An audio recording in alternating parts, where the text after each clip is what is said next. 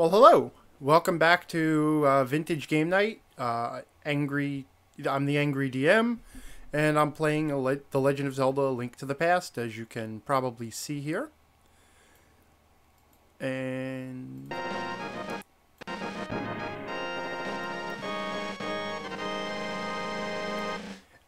actually, I did a little bit of off-screening in the in-between sessions. So I went back to that digging game in the Village of Outcasts in the Dark World, and after 4 attempts, I dug up the piece of heart.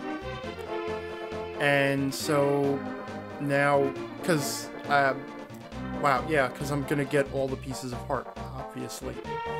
So anyway, last time, no, I won't continue the game. Last time we went down into the Gargoyles domain under the Village of Outcasts and defeated Blind the Thief, and then we went to the Ice Palace and rescued the maiden there. And we also got our sword tempered. We found the 4th bottle. And I also refilled my bottles a little bit between sessions, so I've got 2 blue medicines and 2 fairies, and I should be prepared. And you can see that I also have just 2 items left to locate. So, yeah, we're getting close to the end here. So we're actually going to be heading into the 6th dungeon right away. No little errands or side treks now. Not counting, of course, getting that last piece of heart. And we're going to be heading to Misery Mire, which is in the southwest corner of the map. It corresponds to the desert in the Light World.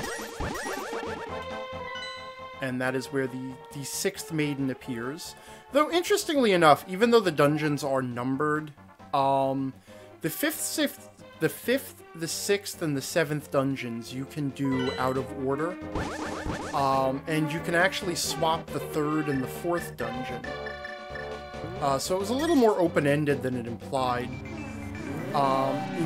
Now, in order to get into Misery Mire, we actually have to come at it from the Light World, similar to how we got into the Ice Palace. And actually, the only way that this is accessible is by using the dock to get us on top of this cliff at the southern end of the desert. And underneath this rock here, we find a warp tile into the Dark World. Once we enter Misery Mire, we find that it is... it is obviously miserable and pouring rain, which hence the name. Just moving things so that I can see the stream and make sure it's going okay. And also it is closed off from the rest of the world, so that's the only way to get into it.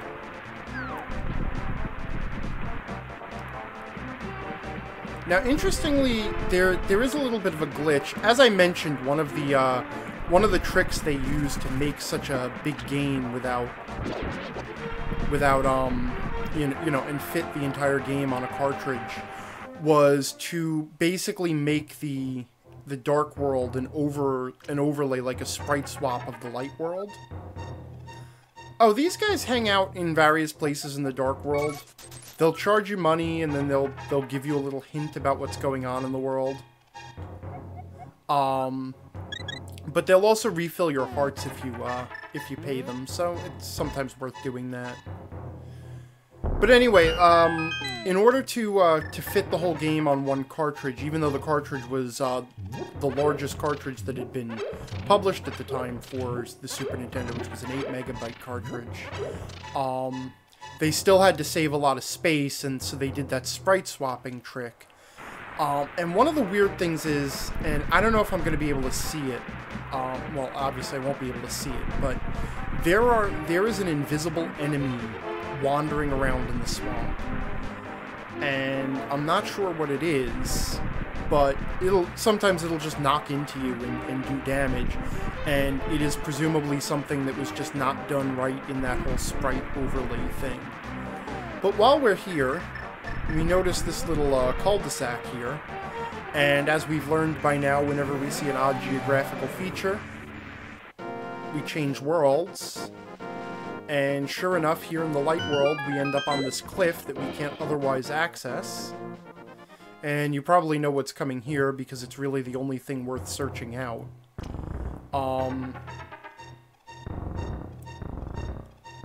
And then, like the blocks, like these blocks found in other places, they can only be moved one space. So, honestly, it's not really much of a puzzle, but you know, it's pretty easy to figure that one out.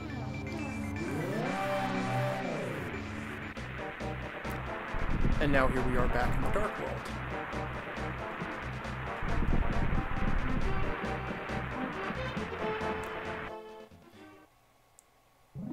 Oh, this is the ferry. I don't really need to come in here.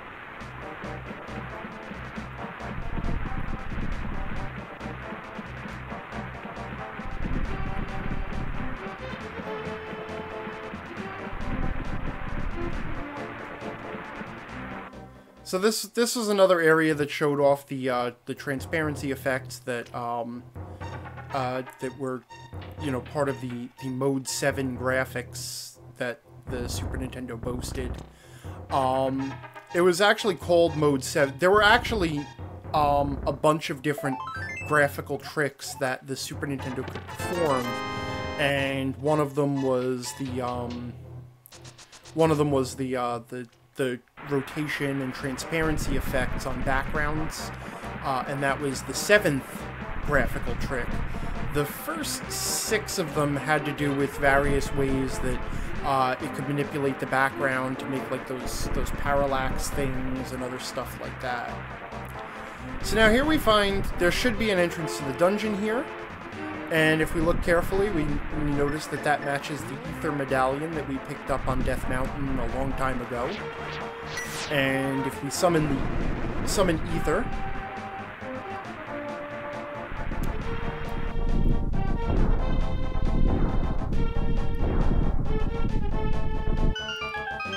the storm lifts and we can enter the dungeon proper.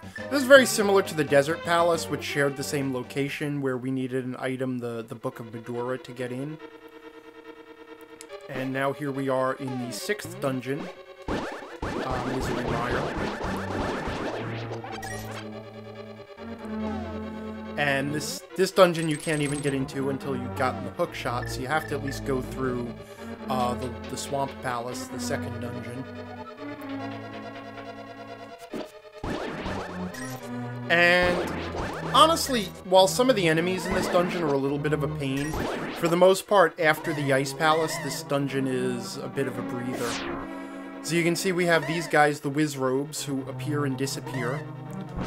And they will appear, they will fire off a beam of magic, and then they will disappear again. And then you have to fight them while you're dealing with this turret. And this is one of those rooms where everything in the room has to be killed before the door will open. Now these Wizrobes will always appear in the same place. And they will appear, and they will be facing Link when they appear, and that's the direction that they're going to fire off their magic. So you let them appear, they move off to the side, and then that's not the door I wanted to go in. You let them appear, move off to the side so that they don't blast you, and then move on. Now I'm just going to wander briefly in here so that we see it.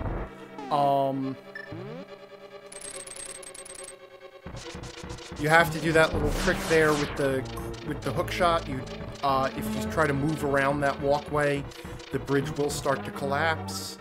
But I don't have the big key yet, so I can't get that treasure chest.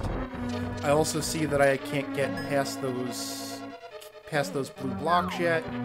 So, in the spirit of dungeon exploration, I logged this away in my brain for come back here in the future. And then we'll continue to explore.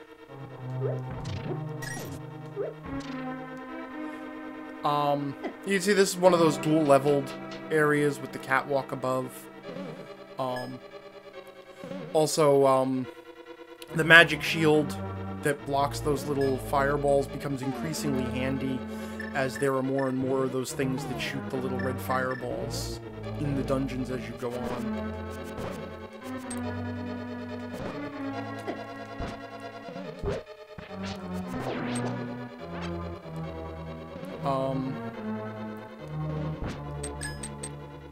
So by listening to the walls, we know that neither of those is worth dropping a bomb on.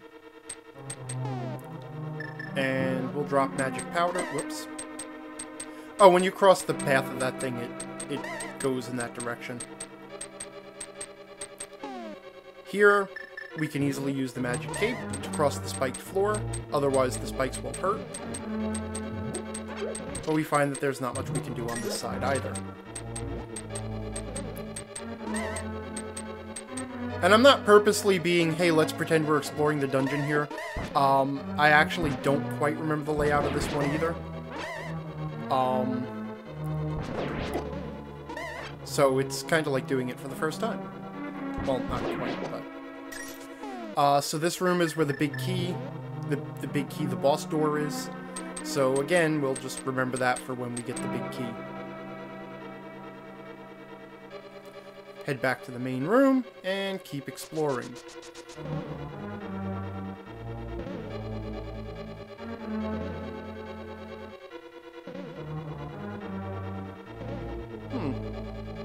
Oh, I'm missing something here, and I know exactly what it is, too. Those fire snakes are a little bit tricky, because when they hit the wall, sometimes they will turn and go off, going around the corner, and other times they will, they'll bounce straight off and come back the way they came in. You also can't see it, but there's a couple of those skull turrets underneath the lanterns there. Just a little surprise.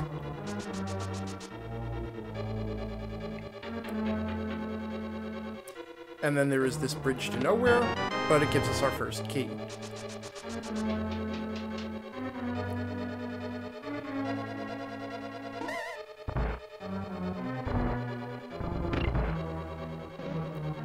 And we'll go ahead and check the side passages here.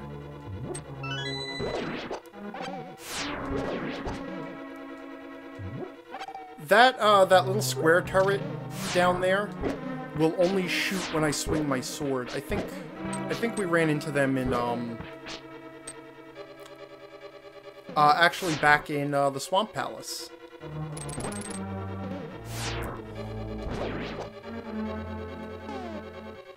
Now, if we want to pick up that skull and see if there's something underneath, again, we can use the magic cape. And we now have quite a few keys here. So we'll go ahead and start unlocking some doors.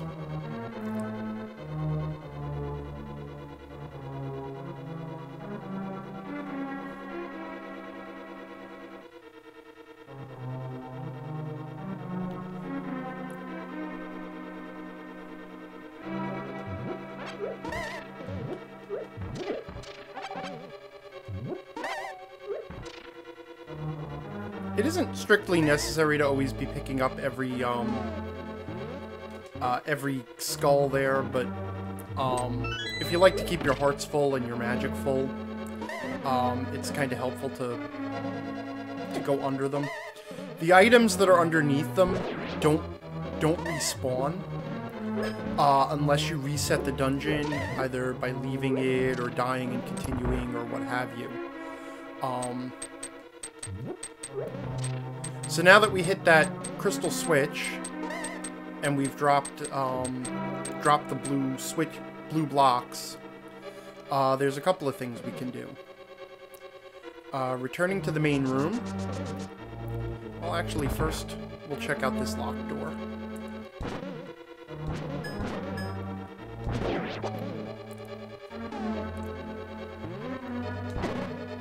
Whoop, he turned on just in time. And we're going to try and hit the anti-fairy with the magic powder. And get a fairy out of her.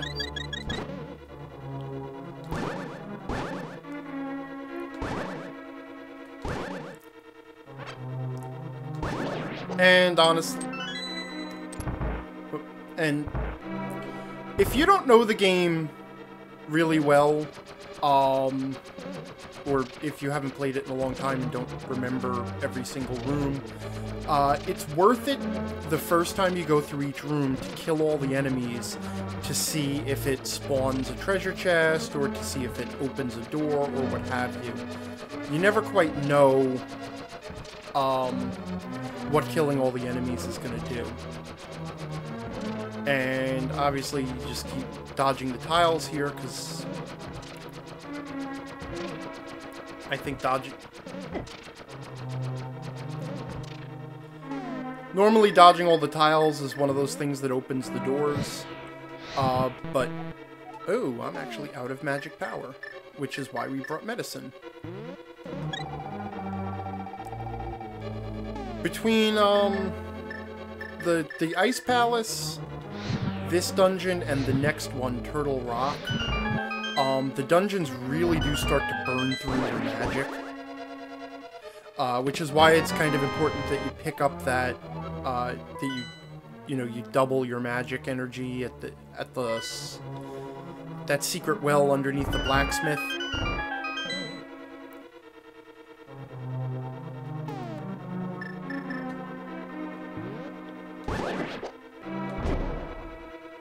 Those annoying little worms will lay bombs. The bombs will, after a short time, they will go off.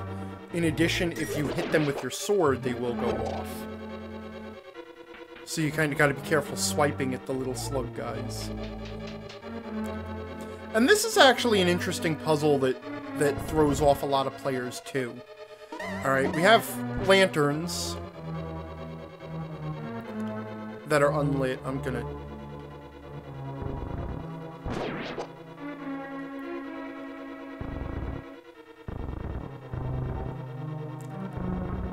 And we can light the lanterns, obviously. I'm gonna conserve a little bit of magic here and use the lantern. And then we have more lanterns in this room. And the thing about that is, this is the only room you encounter where you have two rooms that are really linked together.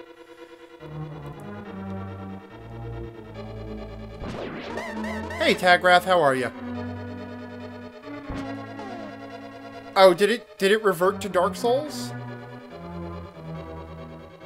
Tagrath is mentioning that I want to switch my topic in game. I'm showing it as Link to the Past.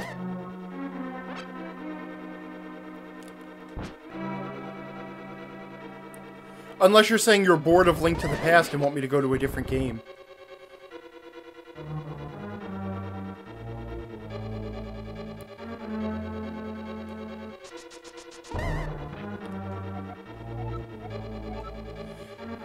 See, now, fortunately, that tile kind of gives away the game, but it's still... It's still a little bit strange because these two rooms are linked together where you actually have to light the torches across the two rooms, where normally you kind of get used to thinking of the rooms as separate. And you have to do it fast enough because the torches do go out after a little while, and they will go out in the previous room before you finish lighting them in this room. Hi, Raja. I generally start at 9:30 and I go for about 2 hours, so that I don't have to split up the video to archive it to YouTube.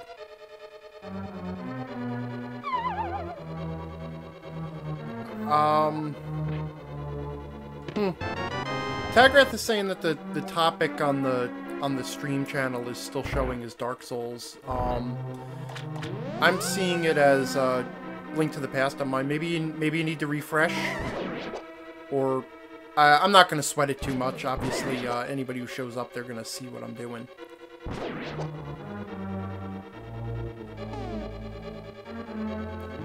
Now that we picked up the big key by solving that puzzle, though, we can head back to the treasure chest and pick up the dungeon's treasure.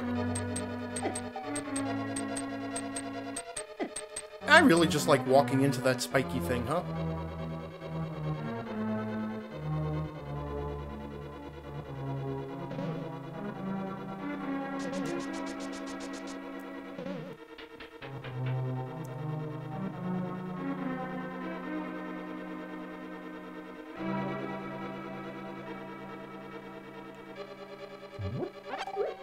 I thought there was something better under there. Though every bit of magic you can get is kind of helpful. So now we can pick up the map, and we can see that we've actually cleared a lot of this dungeon. Few spots left to go. This is another one of those dungeons where it's actually a little bit easy to bypass a couple of rooms and never see them.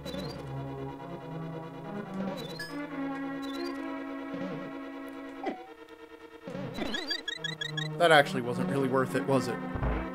So now we have to do the game with the hook shot to get across there before the bridge starts collapsing, and then run before the lasers go off and the bridge... Yeah. You saw it. I don't have to explain, since I have trouble with words. And what we've picked up is the Cane of Samaria, which is a magic item that allows us to conjure a block, which we can pick up and move around. And also banish and shoot off into those 4 little laser beams, which will damage enemies. Kind of a really weird, sort of esoteric item. But one that's kind of useful. And in fact, if we had done this dungeon before we did the Ice Palace, we could have used this at the very end to avoid having to do all the backtracking to drop that one block down onto the switch. We just could have gone right into the last room and been done with it.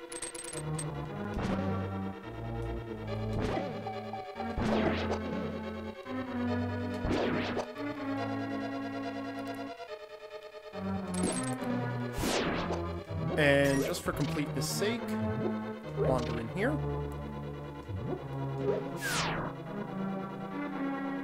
And actually, this is, from this room we can see where we drop down on to get the big key. So.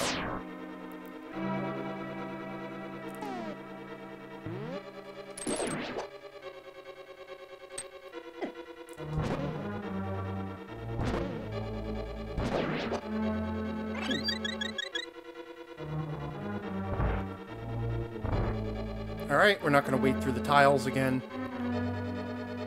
And we're not going to fight our way through this room again. Because at a certain point, this game becomes about just picking your fights. There's no reason to go through all this.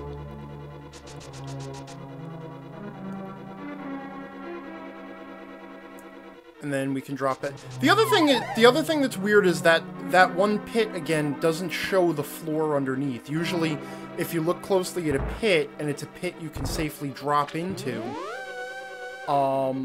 you can see the floor underneath the pit. But that one doesn't. It looks like it's a drop that'll just kill you. And then those teleporters take us into this room. And this room is kind of a choke point. This is where we're gated into the... I just went right through that fairy. Come on. And now I'm out of magic power. Great.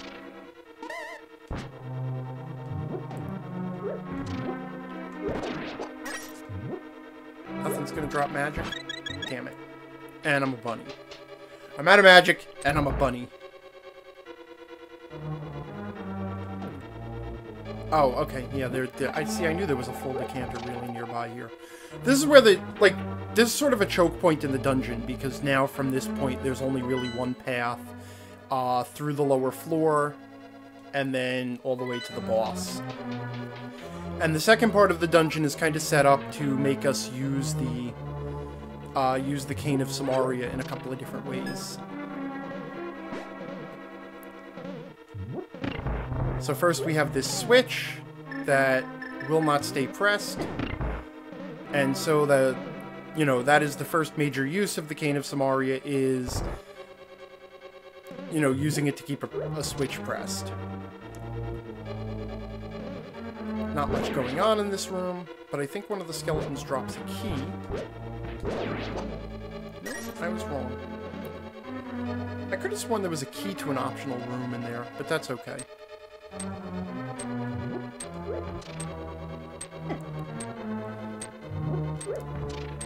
Oh geez, with all these dark rooms I'm having flashbacks to Dark Souls and the stupid Tomb of the Giants.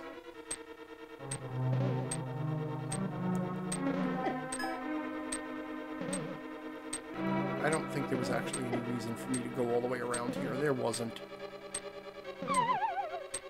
Oh, that's a shortcut back to the entrance, is just fall down the bottomless pit. Did not do that on purpose, but whatever. I'm also not really good at, like, very simple things, like, oh, that was the reason to go up there, because I gotta hit that. Hit the crystal switch and switch the blocks. Yeah, I kinda should have seen that one coming.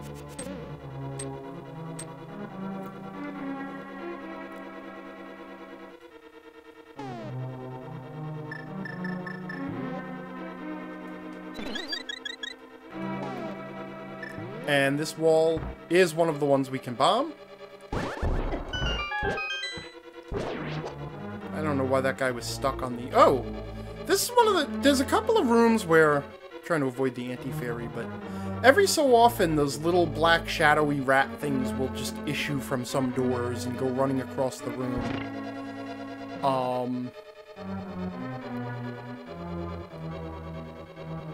It happens in a couple of places...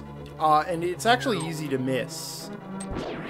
Because of the darkness of the room, and you really don't stay in one spot. Oops. Yeah, I knew that thing was going to catch me eventually.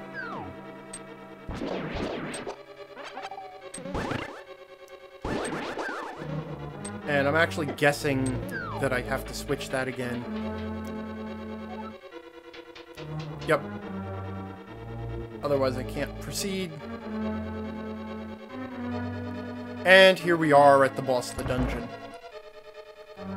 This is an interesting boss too, because it actually doesn't require you to use the item that was found in the dungeon in any way. This is Sir Vitrius.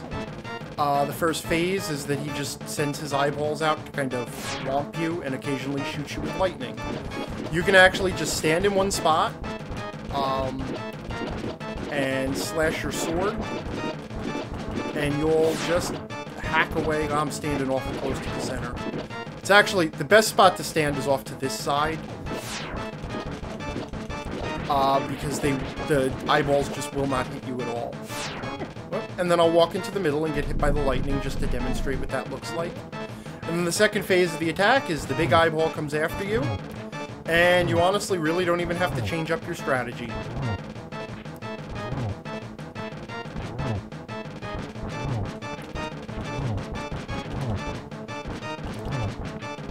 Not a terribly difficult level, and kind of a breather boss. He takes a lot of damage, but that's about it.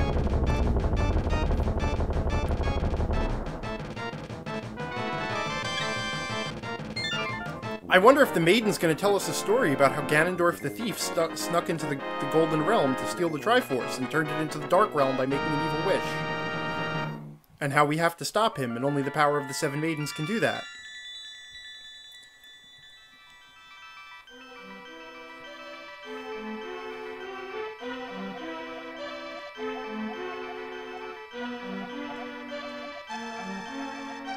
Is that why he did it? Really? I had no idea. The 6 other maidens really didn't explain this. Oh, Aghanim was working for Ganon. I did not put that together. He put you in the crystals. Imagine, like, it's a little late in the game to be explaining this, dear. Ganon didn't plan on you getting that far. Really? He didn't plan on me actually systematically unraveling his plans? Though honestly, if Ganon had any sense of pattern recognition, he would have seen that coming.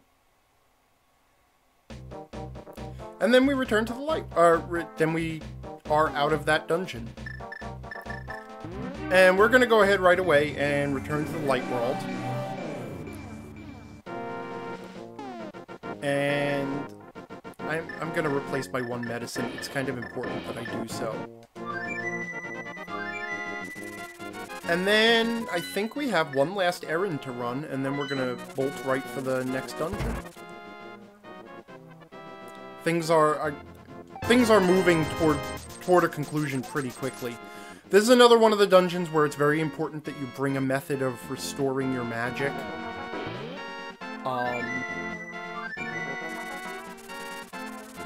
And honestly, interestingly enough, You know, I said that you could take dungeons 5, 6, and 7 in any order, and then I realized that you really can't, because you need the item from 6 to even get into 7. So I lied. It was actually 4, 5, and 6 you can kind of take in any... No, you can't, because you still need the Titan to get into 4 and 5. Anyway, the reason I'm coming this way is to use the warp tile here, because we can now return to a place that we were at a little bit earlier. The bomb shop. At least I think we can. I think you can do it after level 6. I guess we'll find out.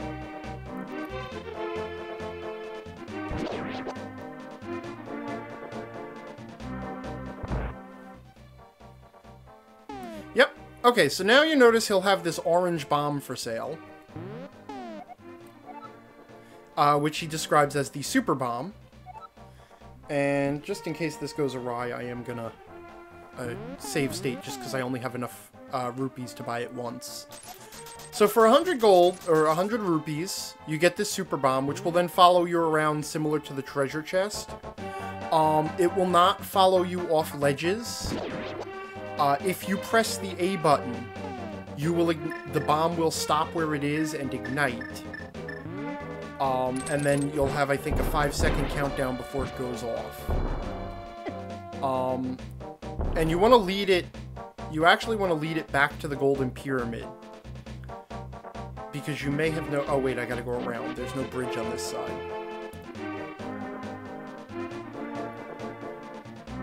Right, I forgot about that. There's...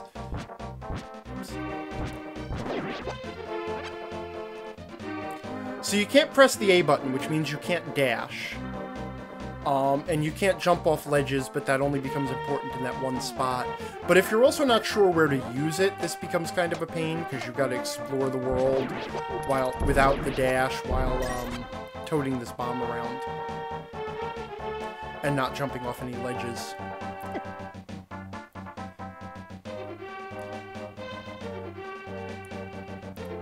But there's actually a spot on the Golden Pyramid where there's a weak wall that you can't destroy with a conventional bomb. So when the super bomb becomes available, we press the A button to drop it off, and then you can see the little timer appears, and we can get into the Golden Pyramid. And the Golden Pyramid has this mysterious pond, and it's very similar to the mysterious pond in the Light World, where we threw in the shield and the boomerang and got those upgraded. Here, it's very, very important that you throw in 2 items, and in fact, this is not optional, this is required. You can beat the game without the magic shield and without the magic boomerang, but you cannot beat the game without taking these steps. So number 1, we're going to throw in our sword, and this fairy appears. And to this, she kind of gives the same line that the other fairy gave. Thanks for being honest about dropping your sword, I'll give you a new one, and it's better. But then, we walk away a bit, and then... Just like the other one, it's a pain to get it to trigger a second time. The other thing we're going to do is we're going to throw in our bow. And then her dialogue changes a little bit.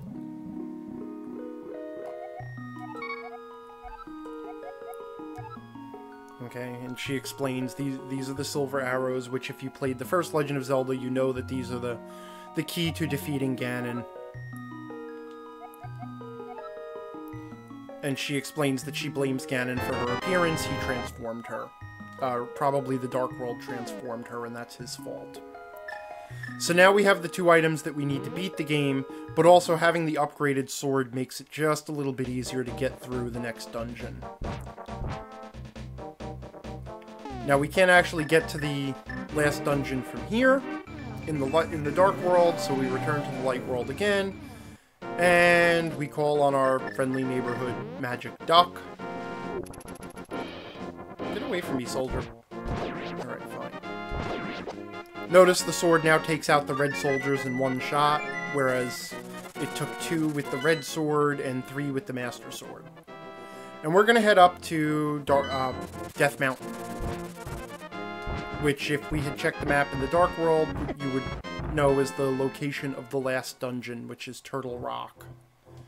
Talking to this guy, he will always restore your hearts as you head past. Speaking of, you'll notice that we're going to get 1 heart from finishing this dungeon, and we have 2 heart pieces left to find, and they are both found in the Death Mountain area, so when we finish this dungeon, we will have found all the hearts in the game. And there is also one last item to find, which actually does not come... One last equipable item, which does not come from the last dungeon. We're actually going to find that outside before we go in. Though, frankly, it's another skippable... It's an optional item. And, truly optional. You do not need it to complete the game.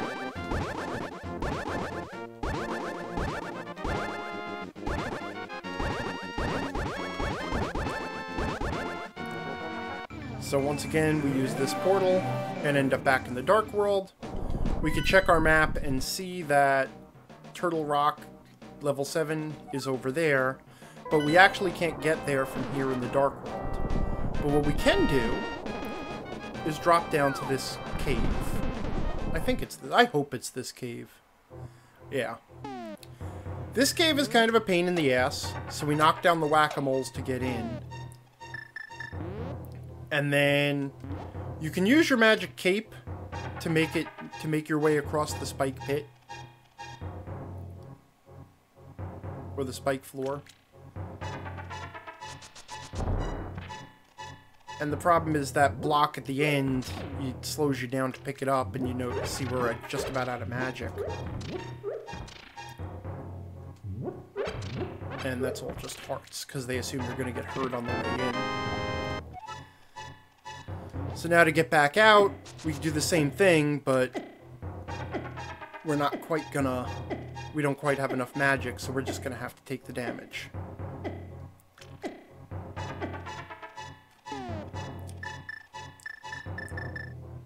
And we're actually gonna use one of our blue medicines just to fill us back up so that we're not going into the last dungeon hurting.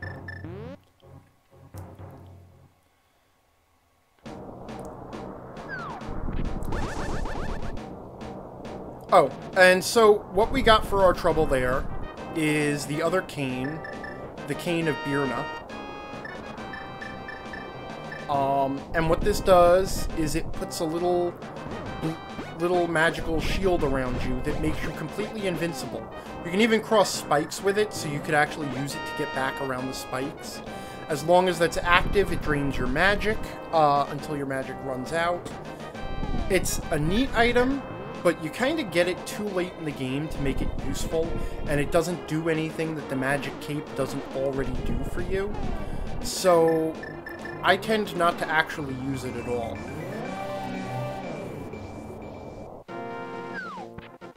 Now back here in the Light World, we're going to cross over to the other side, to the eastern half of Death Mountain. I don't know why I keep calling it Dark Mountain.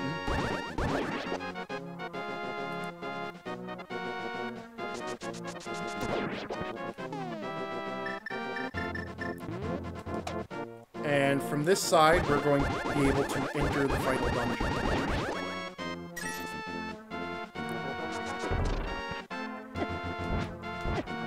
Oops. Come on. Alright, and since... Oh, darn it. I walked into it rather than catching it. Alright, no biggie.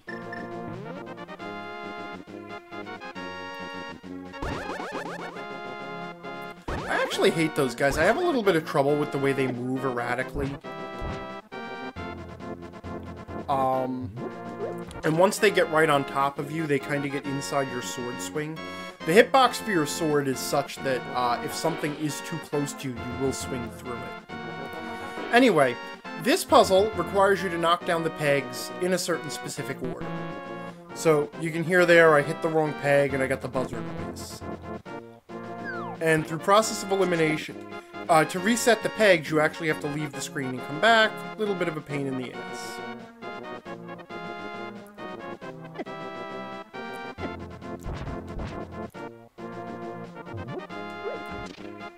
So I think the correct sequence is top. Lower... Nope.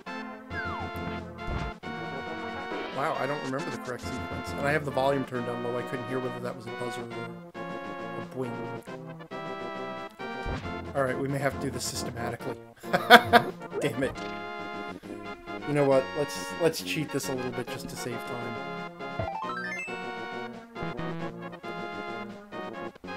Okay, so the correct sequence is lower right, top, lower left. If there is a way to figure that out or determine it from within the game, I don't know what it is. And then we'll see that there is a emblem of the Quake medallion up here. And from entering the last dungeon, we know what that means.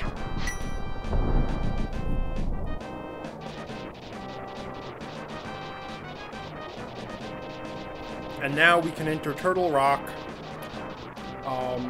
the final dungeon. Well, not really the final dungeon, because as you can imagine, there's, you know, we have to go deal with Ganon afterwards, but... Little Easter egg here, if you pull on the turtle's foot, rupees will come out, as you can see. Not enough, like, rupees are not difficult to come by in this game at all. And before we go into the dungeon, we're going to head in this direction. And we're going to check out this area. And this is actually kind of interesting. There is an invisible floor here. But the invisible floors are easy to spot if you use the Ether Medallion. They become briefly visible so that you can remember where they are. And then we can bomb this. Now this little cave system here is kind of there's a bunch of little caves and there's a bunch of treasure chests that have rupees and arrows and some bombs in them. Well, that was the wrong way to go. And I'm not gonna like dig through this whole area because it's kind of a pain. We're here for one specific reason.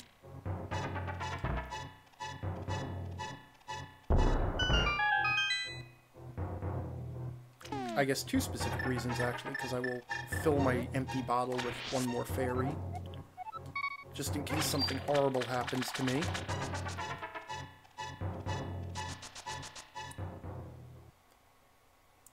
And we emerge on this little peak, which apparently has nothing.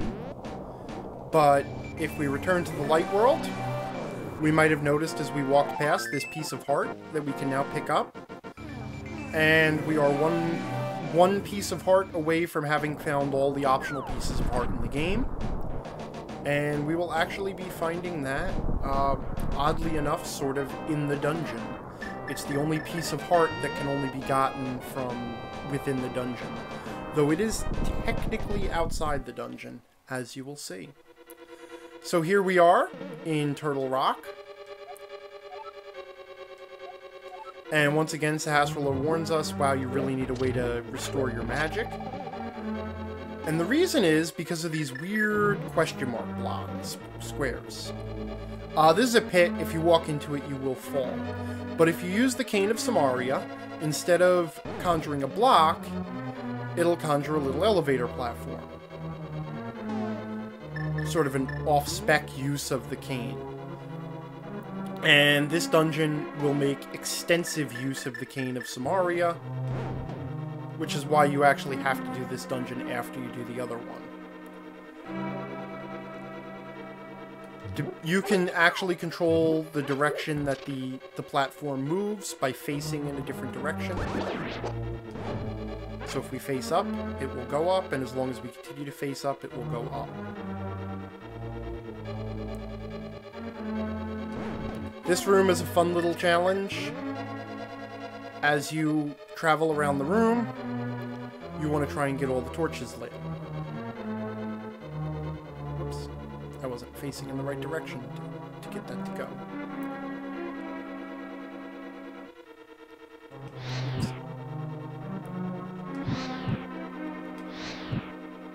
So the trick is to get them all to light as late as possible so that you have enough time to actually make it to the door before they go out.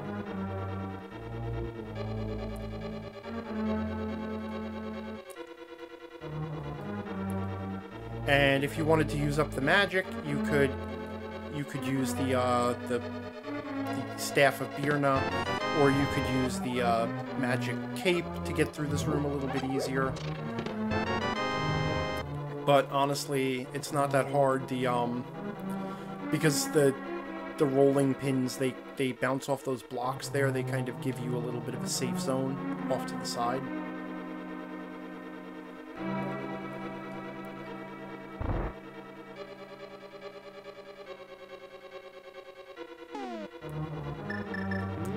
This room is a pain because every time you come... Oops. He zapped me. Because every time you come back into it, you've got to do the thing with the cane again. Fortunately, this dungeon is actually kind of generous with letting you get the magic. And if you're not too quick and you stay in the doorway here, then the tiles can't hit you. Once you walk into the room, if you try to get back into the doorway, you'll actually trigger moving to the next room. So you can't get back into the doorway to hide. You have to know to stand still.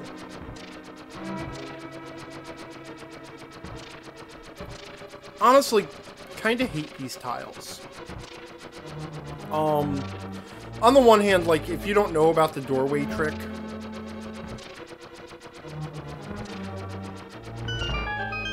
Hey, Domestics! I'm glad to hear your leg issues have cleared up. The optional room there. Wow, I'm glad we waited for that. I'm not a big fan of things in video games that just require you to basically wait. Which is really what those tile rooms are about. It's, you know... Because you can also hide behind the shield and let them bounce off the shield, or you can stand in one spot. Whoops. I didn't think I pressed up, but apparently I did.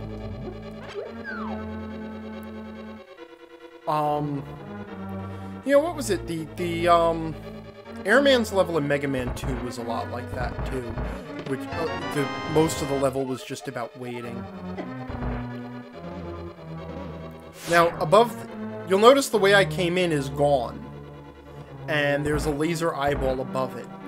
Now, if you face the cave, it won't open, and the laser eyeball will shoot you. If you face away from the cave, it will open. So the trick is to hold down your attack button so that you charge up your shot, and so that you do this strafe, and then you can back into the cave. And actually, there's a couple of spots in this dungeon that test whether or not you've kind of figured out how to use that strafing sort of a move.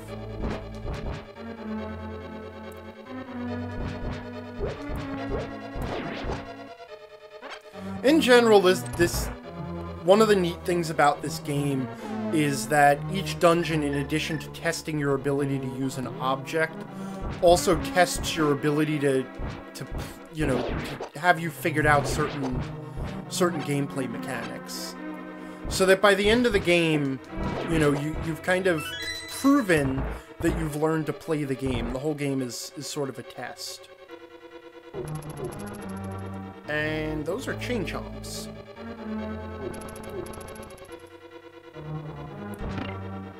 Whoops. And the trick in here, even though, again, it's not too obvious... Stupid thing. Is if you move that block, you make a treasure chest appear. And what the chain chomps do is they'll like wander around, and then at certain intervals they will stretch out and try to kill you. And I'm very bad at gaming that, as you can see. So now we can proceed down to the next floor, and hopefully we can convert that anti-fairy into a fairy. And get some health back, because I desperately need it.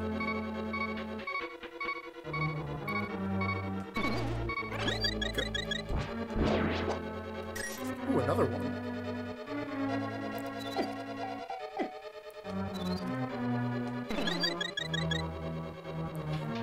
This level, I forgot about the tubes. This level was really big on the, hey, let's play with a lot of different mechanics, huh? So, this level also introduces these tube things, where you move into them and then you get shunted to wherever they take you.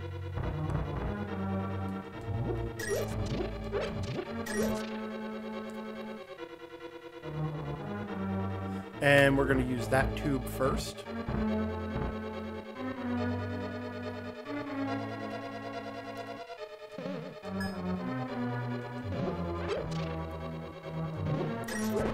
I can't remember whether this is a hidden switch or a kill everything room.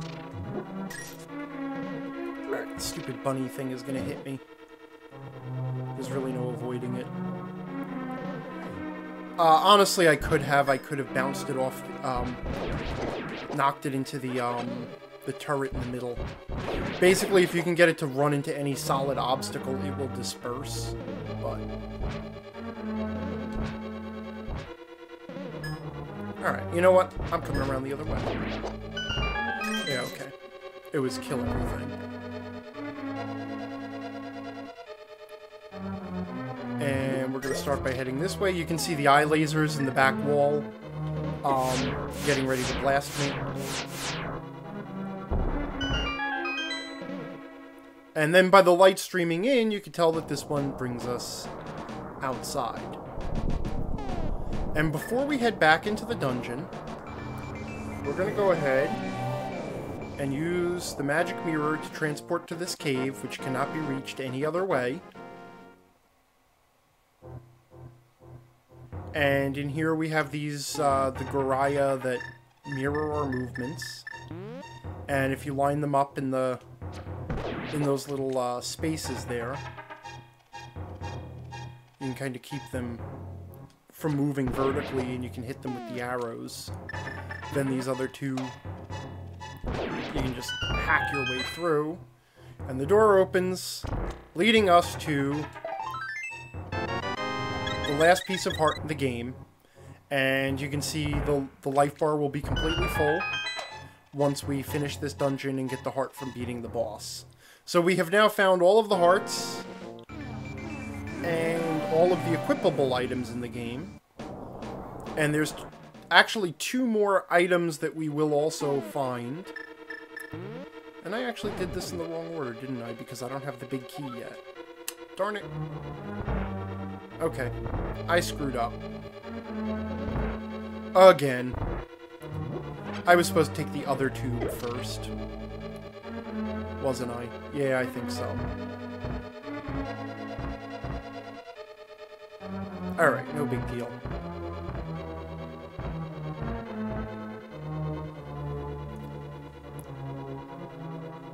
So now that was kind of a preview of things to come.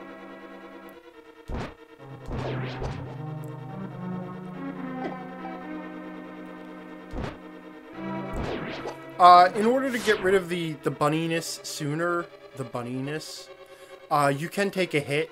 As soon as you take any hits, any damage at all, you will revert back into normal Link.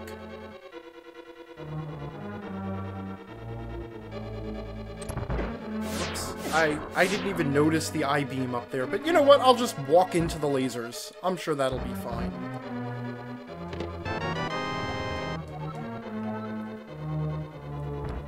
And except for that one little branching spot there where you have to decide which of those tubes to take first, this dungeon is actually surprisingly linear.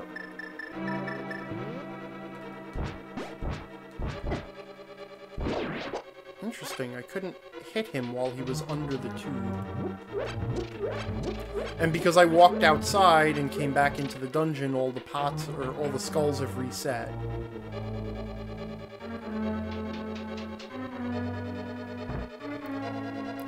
So now we'll do what we did the first time here.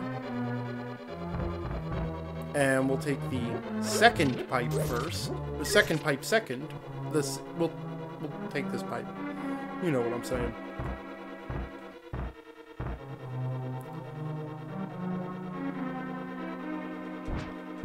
Kill all these guys again.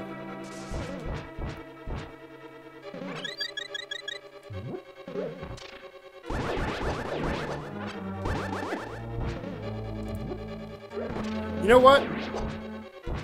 I had to pick that one up.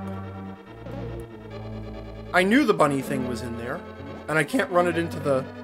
Couldn't run it into the stupid thing either. It's got kind of a little chase there. 8 bombs. I also actually went back to that Fountain of Happiness and increased my bomb and my arrow capacity a little bit. The arrow capacity is very helpful at the end of the game. The bomb capacity was unnecessary, but I prefer to have it as a multiple of 10 because I'm crazy that way.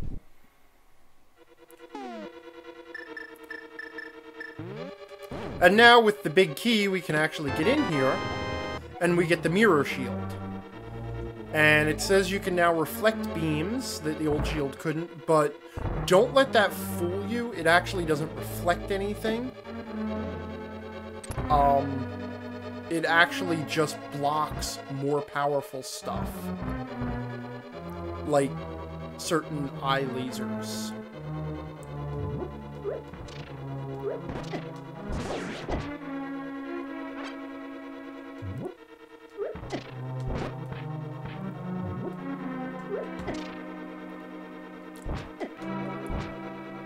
I have a lot of trouble with diagonal moving creatures, don't I?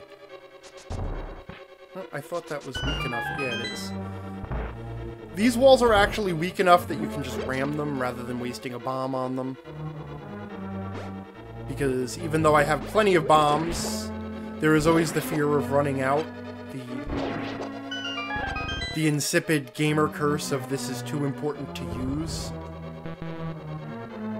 Which is the same reason that you end every Final Fantasy game with 99 elixirs in your backpack, because they're too valuable to actually use them whenever you need them. This room is totally optional, in case at this point you need money, which you don't. So, moving on.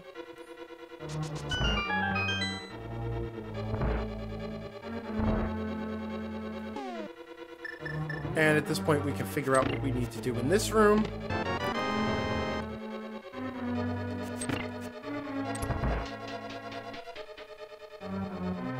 Actually making good time in this dungeon. Oh, this room's kind of a pain. So, you can't really see where you're going in this room. And you've got the spinny fireball things. So I like to actually have the magic cape equipped. So that if you get too close to one of the fire things, you can just kind of pass through it. And first goal is to get to the middle of the room, because this opens the door that leads out of the room. Fortunately, there's only one exit. So the trick is just to get there and then get to the exit. And if you pay careful attention to the paths, well, you still end up wandering around that, basically wandering around that room a bunch. So you use the dash to run through that room, but if you don't hit the brakes, basically pull off on the dash at the last minute, you'll end up going right into the pit. And then there's this room. You can see that there's eye lasers mounted on the walls. And the trick here is that if you hold your sword out in front of you, your shield goes off in one direction or the other. And since your shield now blocks the eye lasers, you can get to the treasure chests. So again, this is testing that strafe mechanic. Have you figured that one out yet? Which is interesting, because the actual... Like, the point of the charge up is actually just to charge up that spin attack you do. So, it's just an interesting side effect that your shield ends up where it ends up. And so this is more of a test of, hey, have you been paying really careful attention to your sprite? Because you can pull off this neat little trick. And then there's that guy. We'll knock him into the pit. And that's the one we were going for. And we notice that this wall looks a little odd, and we can bomb our way out of it. And this brings us to this ledge, which actually gets us nowhere. And you might think you're, like, tempted to use the magic mirror here.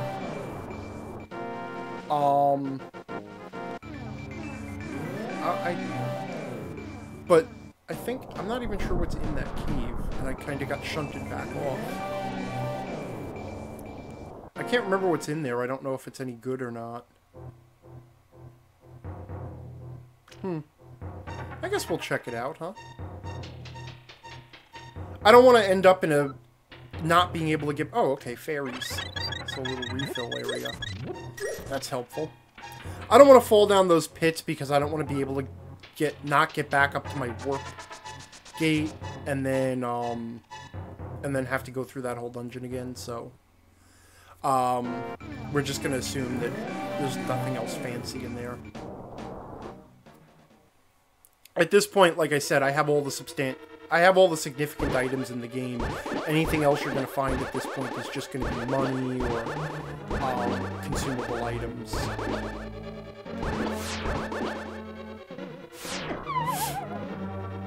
Hesitated just a little bit too long. We're just going to bolt for it. And that stupid little Helmosaur. Yeah. Hookshotted.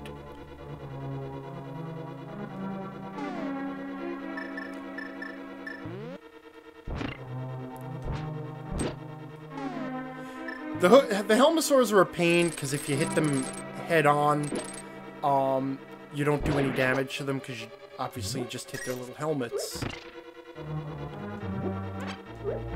There's no big mysterious secrets or anything in this room, nothing special to find. You're really just trying to make it to the exit. So we're not going to wander around too much.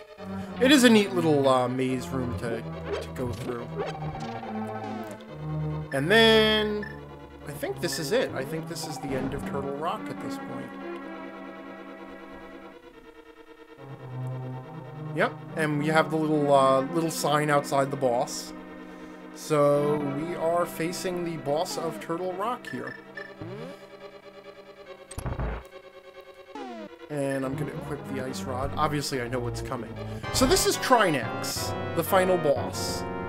So named because of the 3 necks that he has. So in the first phase of the battle, his 2 heads, his red head and his blue head, move around back and forth, and they will occasionally fire off. Go ahead, fire off an attack. No, you don't want to. The trick is that the red head is vulnerable to the ice rod. And the ice rod stuns it.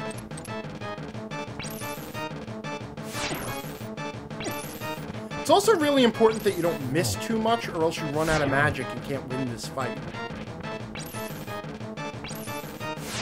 But the hit detection is kind of a bitch. So 3 hits takes out the first head.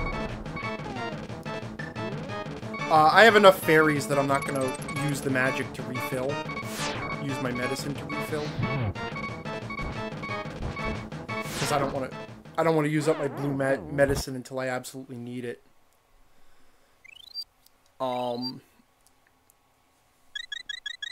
Obviously, blue head, similar trick, and I really should have taken out the blue head first because it's a little bit of a pain. Because the ice on the floor actually slows your movement. So it's a little bit easier to nail it from the side here like I'm doing. Damn it. Alright. Alright, nope, I got another fairy, I'm not worried. This boss is kind of a pain, I'm not gonna lie. Alright, so then he goes into his little thingy. And you think he's beaten, but of course, he's got a second stage. And I don't have a weak point.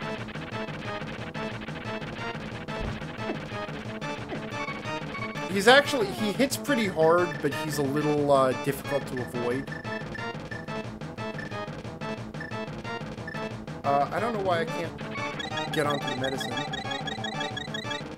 But at this point, he's vulnerable to the sword. And one of the reasons that I always upgrade my sword before I come in here is because the heads, the two heads, the red head and the blue head, each take about 5 hits if you haven't upgraded your sword. So you tend to burn through the magic for the ice rod and the fire rod, and then you're not able to finish off the boss.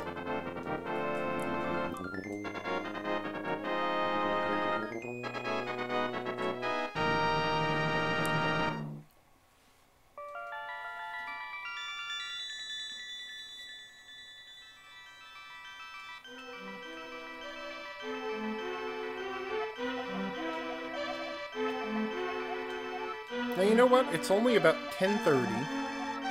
I'm just taking a look here. What do you think? I think we're gonna push for it and try to finish off Ganon's tower tonight. So now, obviously, we've rescued Zelda.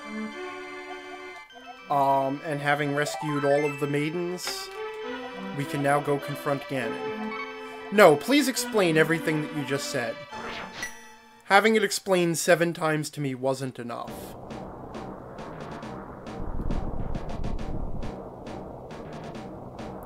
So the only way to reach Ganon's tower is by way of... is to stay in the Dark World here. And we're just going to go ahead and avoid the Lionels, which apparently is what those things are called. And head to Ganon's tower.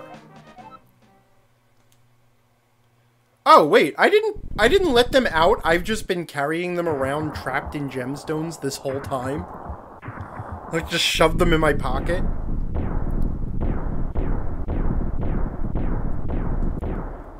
Cause I gotta figure I could get them out. I had the hammer, right? How many bottles do I have left? I have 1 fairy left, huh? Alright, this... Alright, you know what? Well, what the hell? You only live once, right? Well, in a video game, you live a lot of times. So this is Ganon's tower, the final level of the dungeon. And actually, interesting little detail, you might notice that those stairs climb up to the 2nd floor outside. And sure enough, we start out on the 2nd floor of the dungeon. Just a neat little attention to detail there.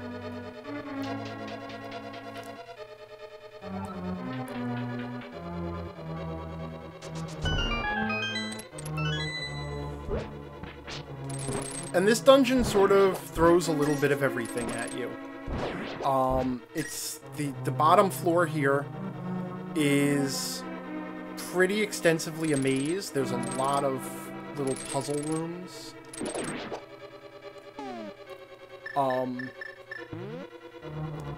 And ultimately your goal on this floor is to find the big key. Though also there is a map, a compass, and treasure, just like every other dungeon in the game.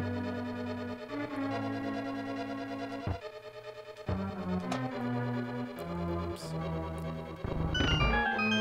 And the trick is, obviously, that. This is the, hey, have you figured out how to use the hook shot yet room?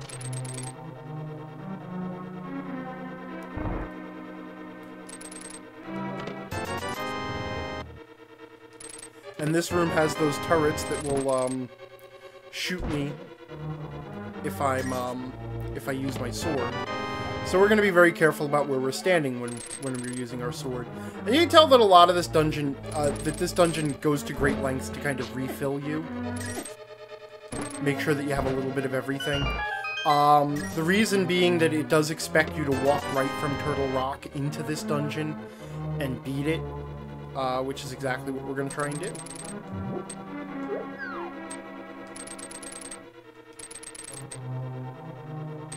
Also, if I recall correctly, I have a lot of trouble finding every room on this floor of the dungeon. Because... Whoops. Many of the rooms are optional.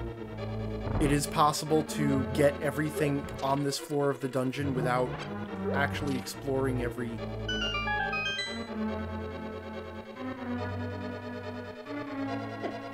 remember if it's important to do that.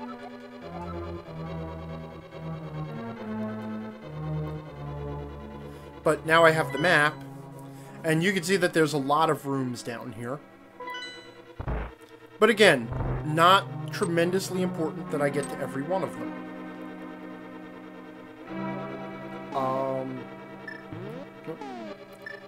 Crystal switches are in the wrong configuration.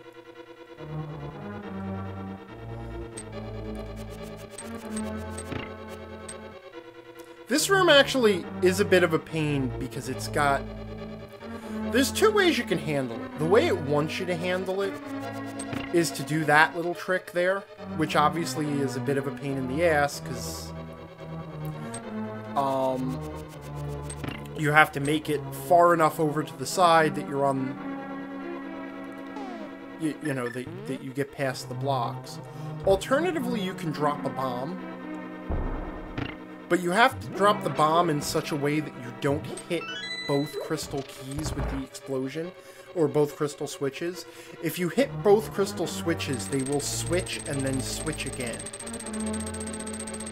This room, you can see what's going to happen when we hit the crystal switch, but we have to get to the warp tile, which you're going to do.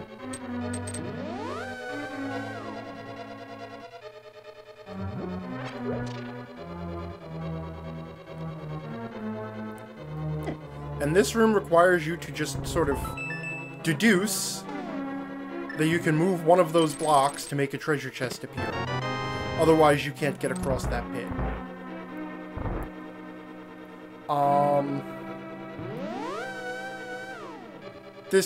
These two rooms are interconnected.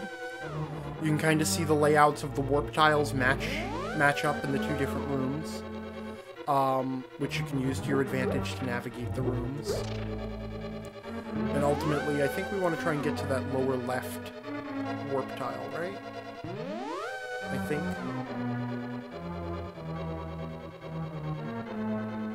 Unless I was wrong and I... Whoops.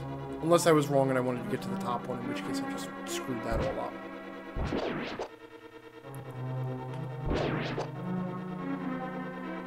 Oh no. No, no. Okay.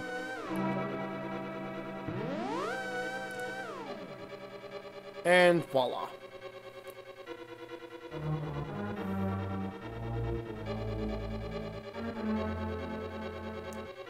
Now, you can see from where the little bumper monster is that there are invisible floors in this room that I did not find as I fell into the gaping pit.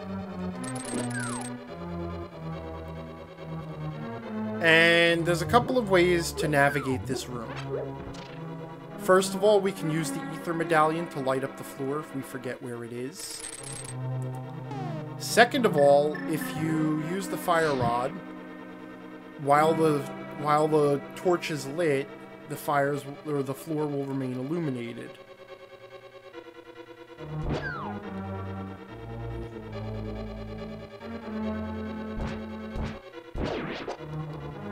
Those things are a pain because you ricochet off them if you hit them. Like, even with the sword.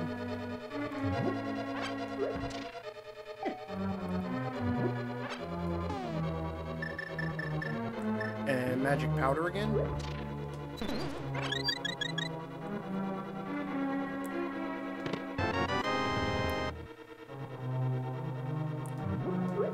And I'm pretty sure that I have to drop down through the floor here. I think that's how I proceed. Yeah, okay.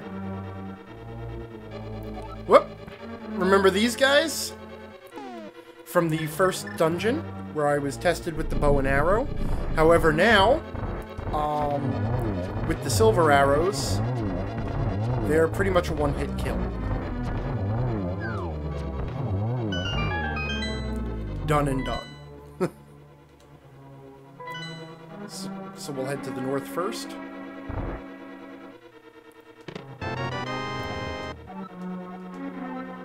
And now we have the big key. And now our next goal on the lower floor is to find the treasure of this dungeon, which, interestingly enough, is actually also optional. So at this point, we could proceed up the stairs and go and fight Ganon. Oh, that's great. I need you. All right, everybody in the bottles. The day Link forgot to poke air holes.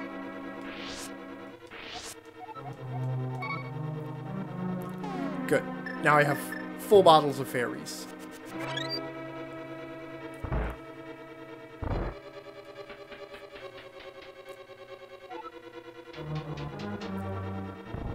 Oh, I forgot that the treasure of the dungeon is, like, right there. So this is the red mail, which upgrades Link's armor one last time so that he takes even less damage. And we are now actually done on the lower floor. We could conceivably wander around through all the different rooms and find the compass and what have you. But it's not strictly necessary. There's nothing that prevents us from just heading back up the stairs and going up the tower, which is what we're going to do. And I recommend that, because the lower floor is kind of a pain. There's a lot of puzzles, a lot of mazes.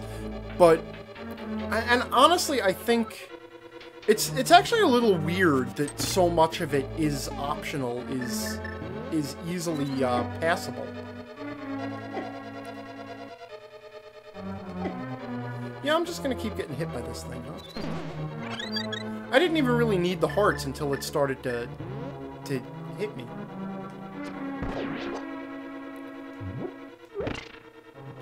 I'm standing on the things.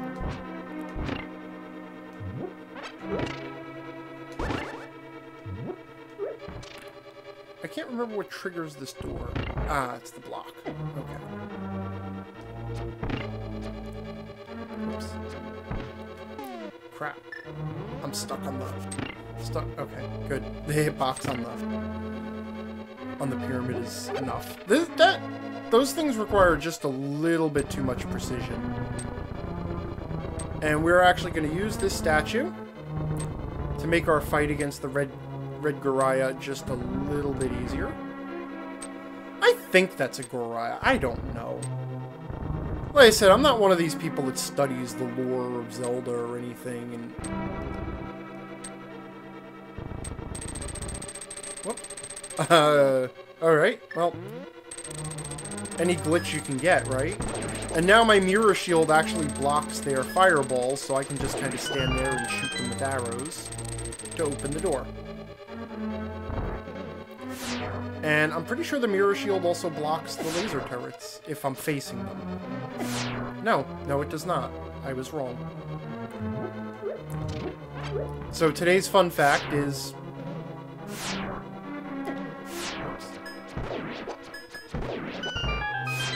stop messing around and just move forward. And until you have the big key, that is the room that you cannot get past. Staying on the upper floor lets me bypass the spikes to hit the switch there. And honestly, I don't have to engage anything else in this room. I could have put on the magic cape, but I didn't because I'm impatient. And really, that's the only reason. Ooh.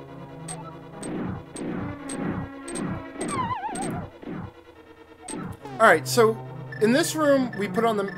we have to be a little bit more patient and put on the magic cape. And there is another little trick here.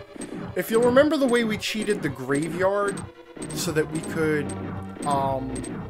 could sprint against the treasure, against the gravestone, even though we didn't have enough room. We can do the same trick here, where if we start to sprint to the right and then turn before the sprint goes off, we'll sprint upwards. The trick is, if we pull it off, we bounce over that pit. Now this is completely an optional spot, and it's just a little bit of a refill, but it actually relies on you having figured out that little that little exploit of the sprint and using the sprint to jump. And it's really, as far as I know, it's the only spot in the game where you can do that. Actually use the sprint to bounce off something and jump off a pit. Jump over a pit. And in this room, we're not even going to screw around with these guys. We're just going to blow up the room.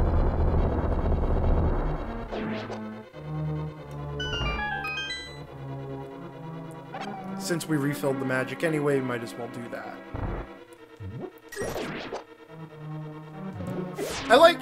I actually like the way they put the turret on the conveyor belt in this one. That's a neat.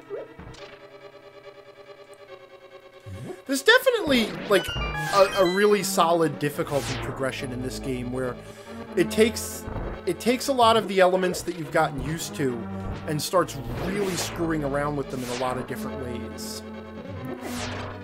Which is just a mark of good game design, where it's, you know, we've developed all these different elements, and now in this last dungeon, we're just going to put the elements together in different ways and see how you can cope with them. I don't want to get into a rant on Link Between Worlds, which I mentioned I've been playing, but that is exactly what Link Between Worlds doesn't manage to do. They really went for open-endedness, and they kind of screwed up the pacing and the difficulty curve of the game. Because there absolutely is no difficulty curve in that game. And because you can take the dungeons in any order, they couldn't count on you perfecting a technique in one dungeon and then testing it in another. Here we have another boss revisited. The Moldorms, Landmalas, Moldorms, whatever. The Desert Snakes. Now with the upgraded sword, each one only takes 2 hits to kill, which makes them a lot easier. It's actually kind of trivial, to be totally honest. And, you know, I'm not gonna lie, I kind of like that. I think there's a value to, it's almost there to show you, like, hey, look how badass you've become. Look, you can really handle things now. Remember when, you know, this was stressful?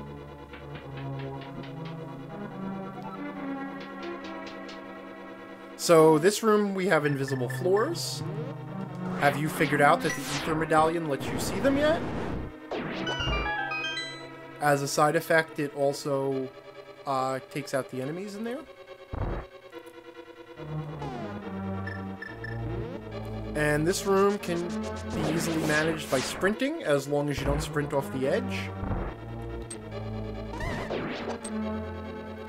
And these Wizrobes, actually they're just a different sprite design, but they do the same thing. Oh, I thought my mirror shield blocked their spells, but I guess not.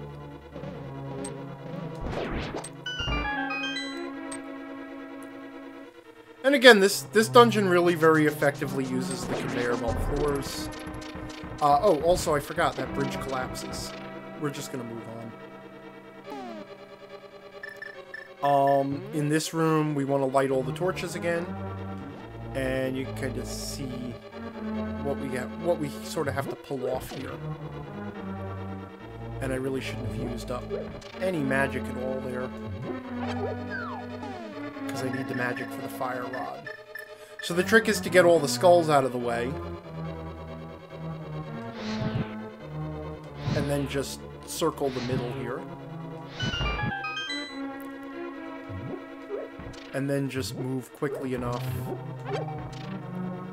to make it before the...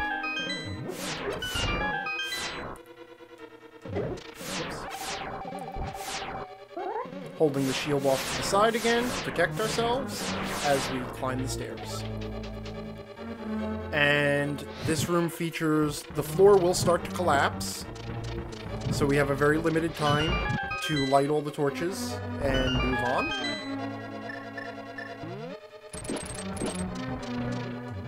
I'm actually just, like, describing what's going on screen, but, I guess...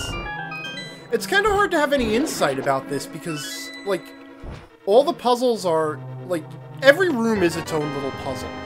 Like, can you deal with this now? Can you deal with this now? Can you deal with this now?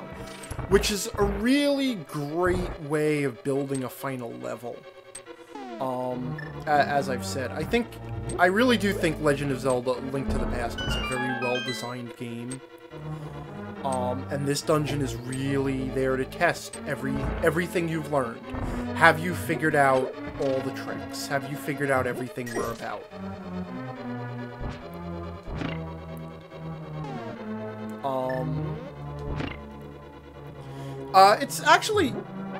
It's very, Mega Man-ish in that respect. It's very similar to, I'm getting myself killed here. Very similar to the design of, some of the better Mega Man games in Dr. Wily's Castle. I say that, like, the 8-bit Mega Man games, there weren't really horrible ones, but there were some that were definitely worse than others. And now we face the last of the 3 first bosses. I can never remember whether this is the Moldorm or the Landmula or what. But same trick, and he will again try to knock you off the floor. But now with the upgraded sword, you do so much damage that you just have to get in 2 hits. If you do fall off the floor, since he's dead, if you fall off the floor, you end up down here in this little room. By little, I mean big. Hounded by Wizrobes, and I think there's an anti-fairy or 2 bouncing around. But you can take these stairs back up. And... oh, he came back to life, that bastard. And knocked me off again. Double bastard.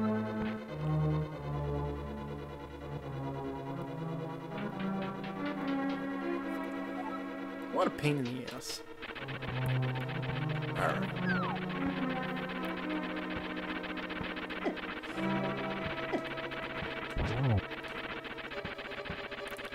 This is the one boss that remains a pain no matter how much damage you can do because of that. Because of the gimmick of knocking you off the edge. So when he dies, though, he makes that treasure chest appear, and then you can use the hook shot to get to it. And that's how you get through this room. And now we've faced all 3 of the bosses from the first 3 dungeons of the game. And we're actually getting... and that's pretty much it. I mean, we're at just about the top of the dungeon now, huh?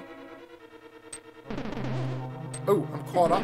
Oh, I like glitched out there. I got immobilized.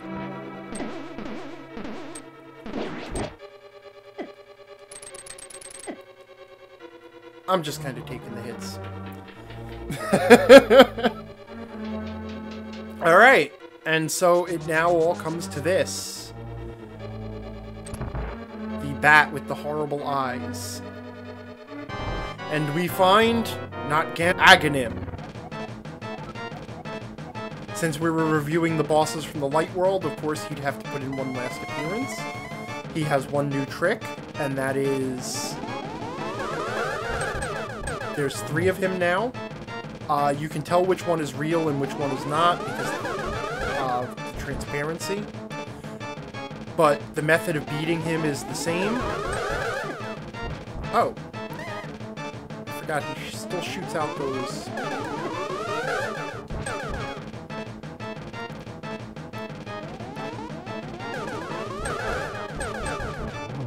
because of the way the angles work out, it's a little bit trickier.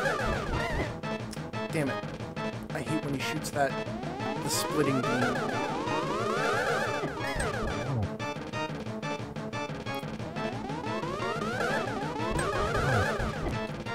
And again, we're back to the sort of bullet hell type bosses.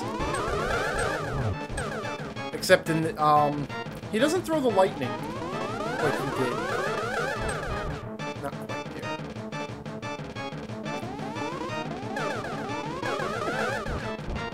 And again, not quite there.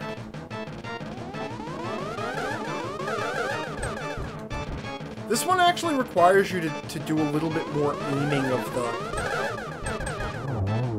of the balls.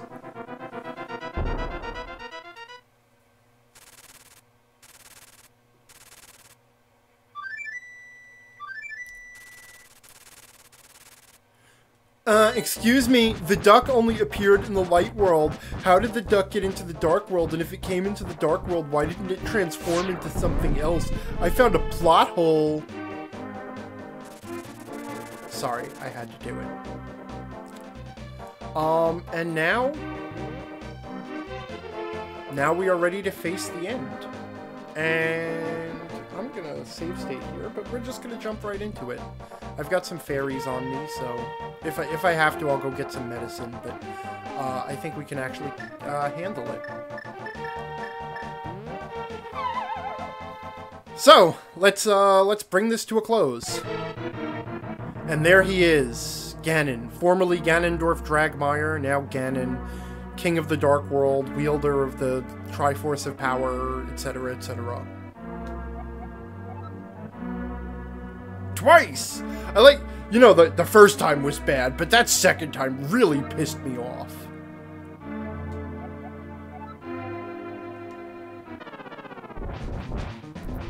So Ganon goes through a number of different phases. And in the first phase, he throws his pitchfork, teleports around.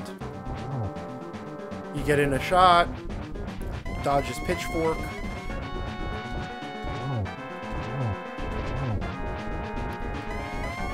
Try to get in a couple of shots if you can. And now his second phase, he summons these red fireballs.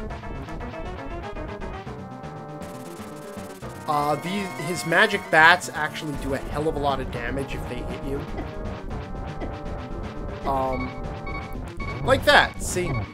Yeah, I took a hell of a lot of damage there. That was kind of a mistake. I shouldn't have rushed in there. I kind of try to push him through this phase as quick as I can, because I have a lot of trouble dodging the bats and everything.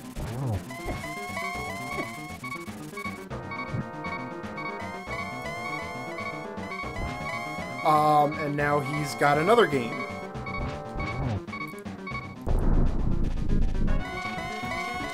And now he starts breaking the floor in the corner of the... Damn it. It's a good thing I came in with full fairies, huh? I probably should have recharged and gotten a whole bunch of magic medicine. But what are you gonna do?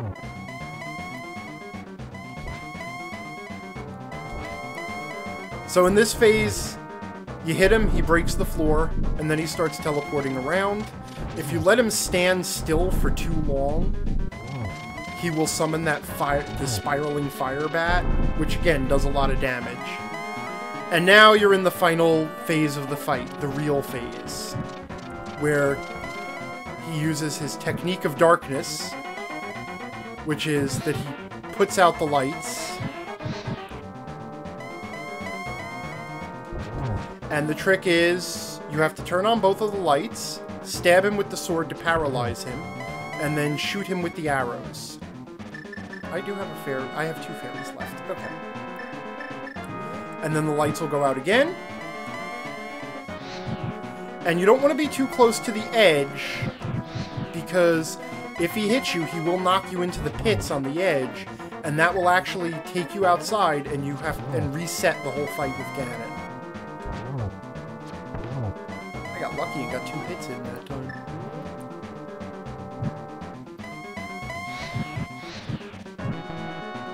I'm out of magic. Son of a bitch. Maybe I have enough to use my lantern. Damn it! I knew I should have brought some magic medicine. So this is what happens when you lose the fight. You end up in this room. I knew I was pushing it. I only had half my magic. And then it explains that if you stun Ganon, use the silver arrow to finish him off. Damn it. I'm sorry about that. We're gonna have to go through that fight again. And I'm gonna go ahead and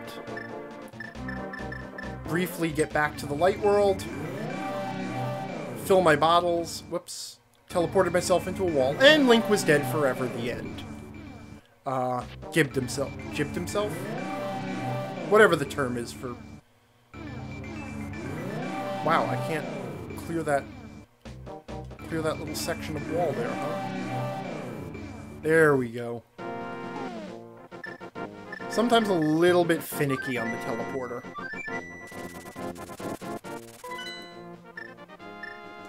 See, now I'm committed. I gotta finish this tonight.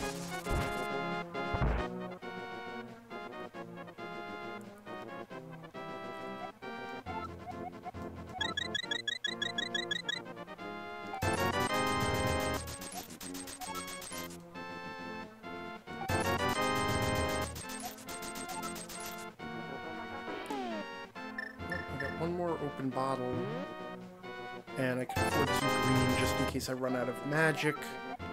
And then the only other thing is I've got to refill my magic before I try this again. I should have just restored the save state and come back here. But, what are you going to do? There is a full decanter of magic.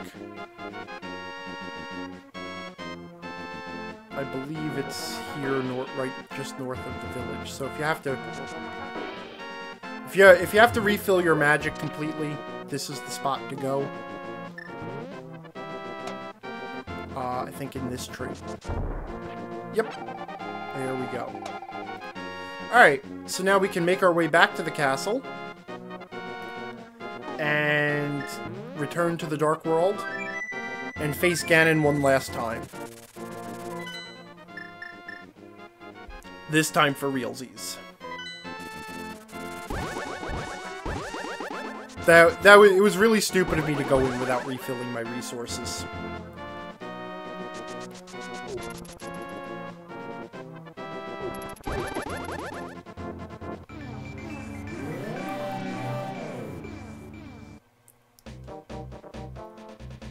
Fortunately, it's easy enough to get back in there and start the fight again.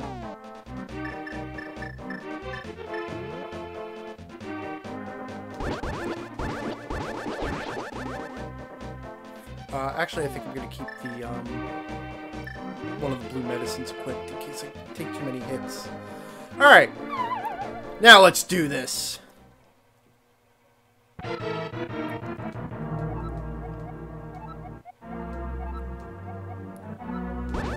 He didn't even have a different speech ready. I don't think he even realized that it was the same person again.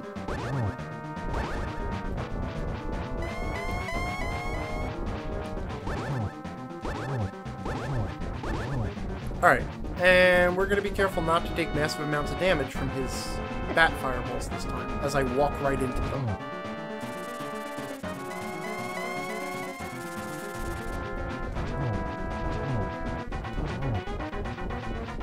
The trick is just not to get greedy when you're hitting them.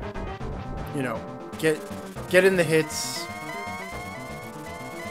Oh, he already moved to the next phase. Sweet.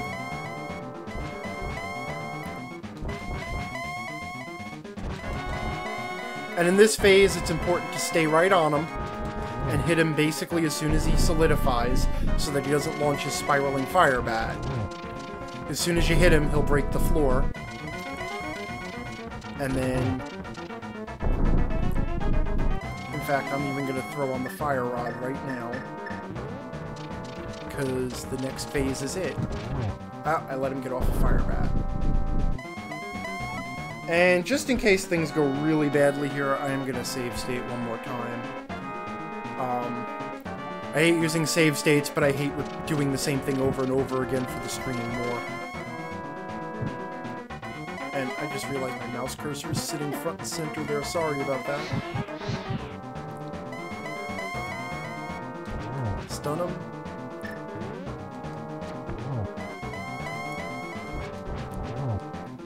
Sometimes you can get them twice before the lights go out, but if even one of the torches is out, you can't actually hit him with your sword.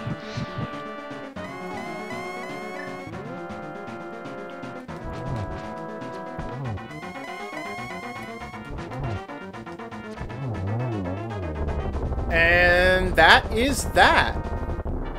That is the end of Ganon.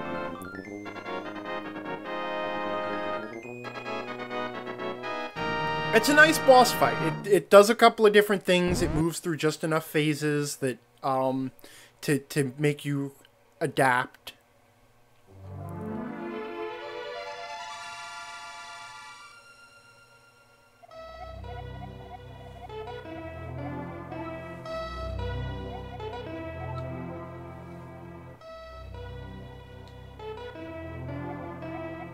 And now I guess we can just enjoy the ending.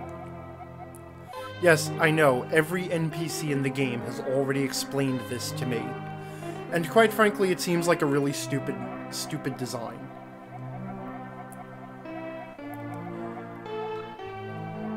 You know, basically, if a good and loving God leaves sitting around a device that any person can touch and destroy the world with, that seems like a major universal design flaw.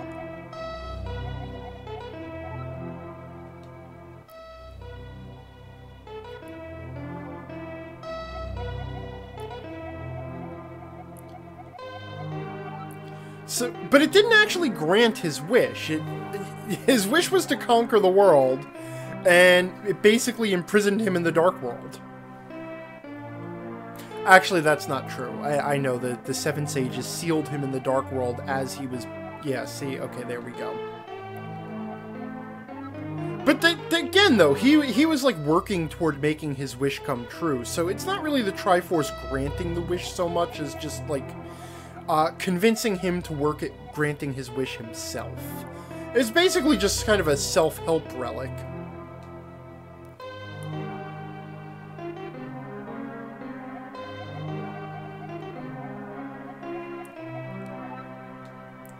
Now, don't make an evil wish.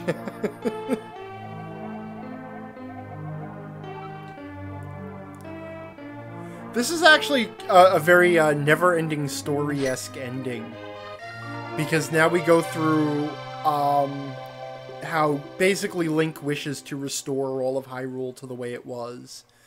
And then sort of everything goes back to the way it was.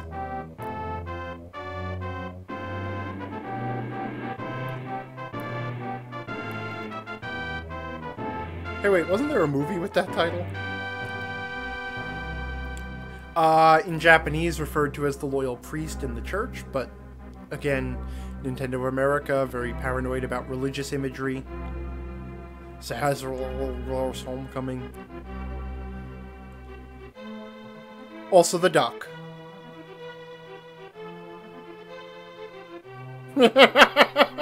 So, Domestics in the chat just said, I have a magic rock that makes my wishes come true. I wished for a PS4 and went out and bought it. Wish granted.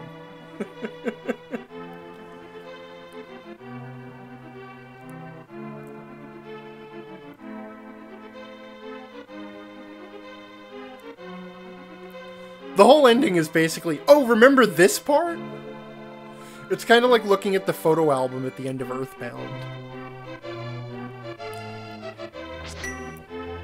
Oh, I'm sure glad that leaving you for dead in a sewer in a hostile castle surrounded by soldiers didn't kill you.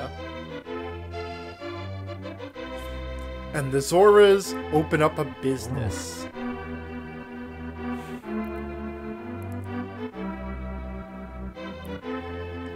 Also the witch. Like, the witch and assistant. It's just like, and remember these people? It's like a Seltzer and Freebird comedy. It's just making references now. Also, there were lumberjacks. At the woodsman's hut.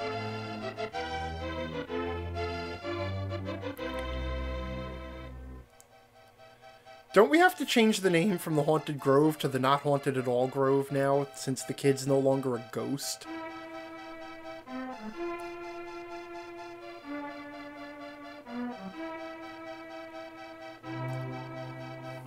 I don't know why this one is the Queen of the Fairies and the other great fairies aren't anyone. The Dwarven Swordsmiths at the Smithery. Isn't it a smithy? Or a blacksmith? Smithery. Ooh, this is very smithery in here. And he didn't die of illness. He's kind of like Tiny Tim, because he was sick from the evil air of Death Mountain, right? And then the bee stings him and he dies of an allergic reaction. And don't forget me! I was in the game too!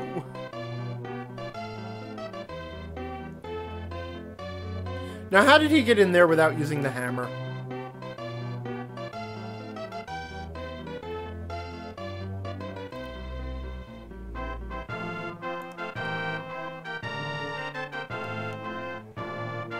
He's like, he didn't even want to be in the credits. Alright, fine, I'm coming out. Or until we make another sequel, whichever comes first.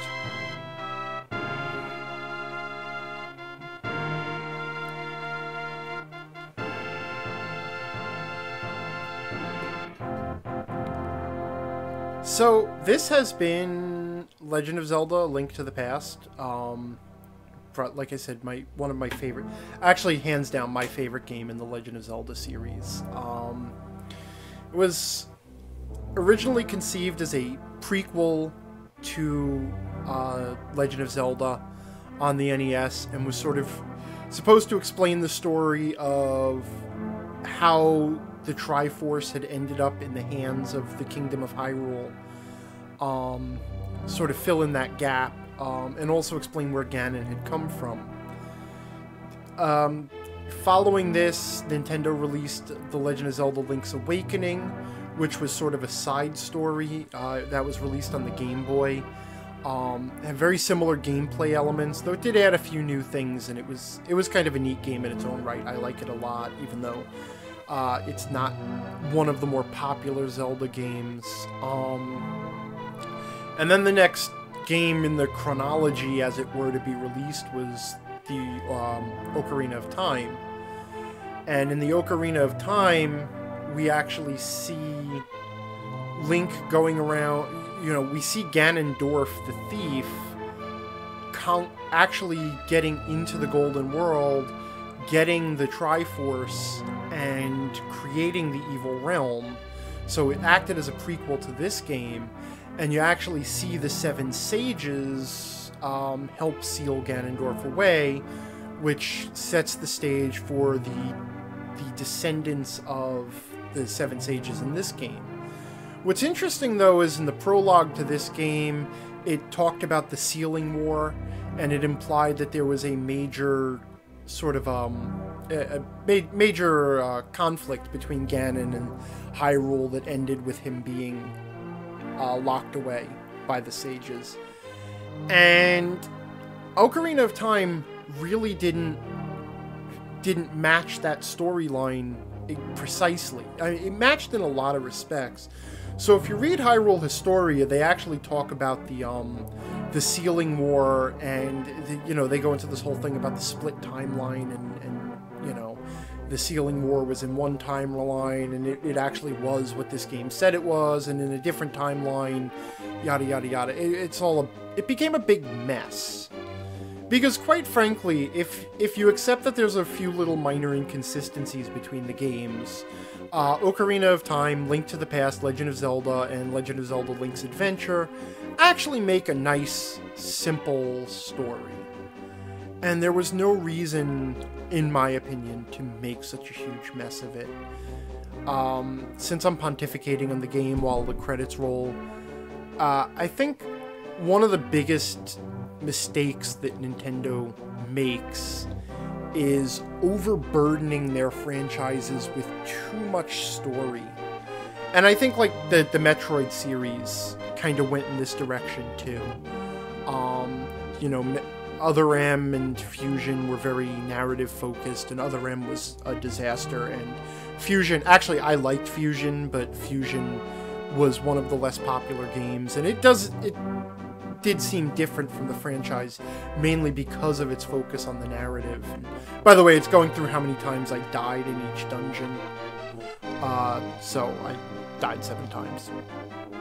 No perfect game for me. Anyway, so this means next week I'm going to be playing something different on the off nights. I will be back on Friday once again for Dark Souls, because we're getting close to the end there and I have to finish that game soon.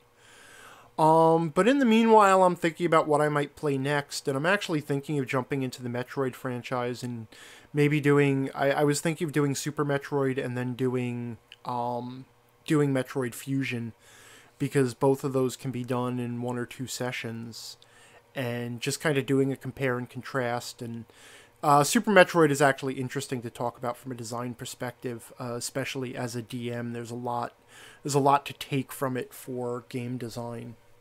But anyway, I'm not going to belabor this and keep talking and babbling away.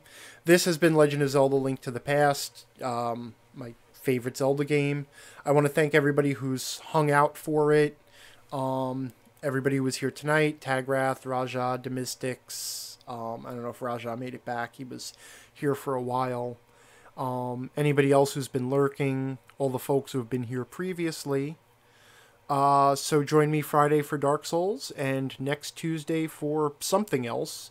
Maybe Metroid, might go into the Mega Man franchise, something. Just to relax and play the old stuff. But until then, have a great week, and I will talk to you all soon.